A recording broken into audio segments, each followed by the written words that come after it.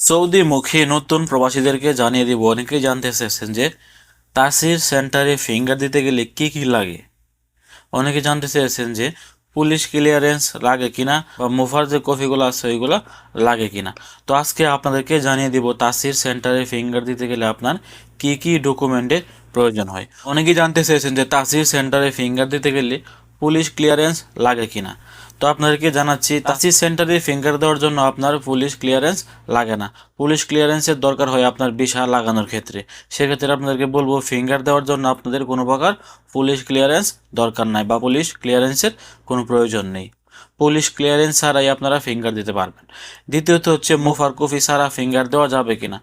এইটির উত্তর হচ্ছে না, মুফার কপি ছাড়া আপনারা তাসির সেন্টারে গিয়ে ফিঙ্গার দিতে পারবেন না। তাসির সেন্টারে ফিঙ্গার দিতে হলে মুফার যে কপিটি আছে এই মুফার কপিটি লাগবে। এই মুফার কপিটি নিয়েই আপনারা তাসির সেন্টারে গেলে ফিঙ্গার দিতে পারবেন। প্রথমত হচ্ছে, আপনারা তাসির সেন্টারে ফিঙ্গার দেওয়ার ক্ষেত্রে পুলিশ ক্লিয়ারেন্সের দরকার নাই। মুফার যে কপিটি আছে এই মুফার কপিটির দরকার হবে।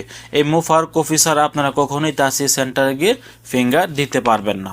তাসির সেন্টারে ফিঙ্গার দিতে গেলে কত টাকা খরচ হয়, অফিসিয়ালভাবে রেট কত?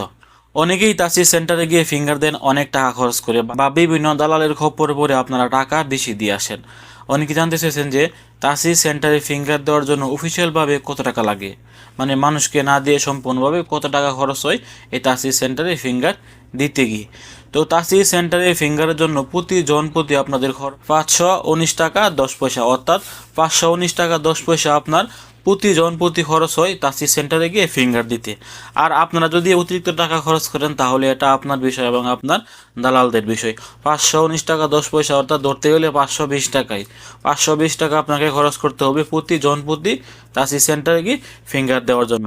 তারপরে যদি আপনারা দালালের খপ্পরে পড়ে অতিরিক্ত টাকা খরচ করে আসেন তাহলে সেটা আপনার ব্যক্তিগত বিষয়। ভিডিওটি ভালো লাগলে অবশ্যই শেয়ার করবেন। আর যারা দূরপ্রবাসী ইউটিউব চ্যানেলে একদমই নতুন আছেন, সৌদি আরবের সকল আপডেট সহকারে তাসির সেন্টারের সকল আপডেটগুলো পেতে অবশ্যই দূরপ্রবাসী ইউটিউব চ্যানেলটি সাবস্ক্রাইব করে রাখবেন। ভালো থাকুন, সুস্থ থাকুন, দূরপ্রবাসের সঙ্গেই থাকুন। আসসালামু আলাইকুম।